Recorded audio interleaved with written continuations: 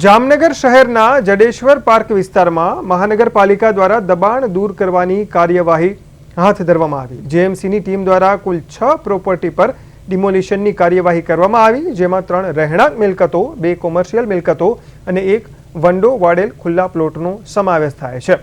અંદાજે 7 થી 8,000 ચોરસ ફૂટ વિસ્તારમાં દબાણ કરાયું હતું, જે દૂર કરવામાં આવ્યું છે।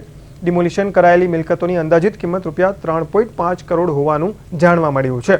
જામનગર મહાનગરપાલિકાની ટીમ દ્વારા પોલીસ બંદોબસ્ત વચ્ચે આ કાર્યવાહી હાથ ધરવામાં આવી હતી।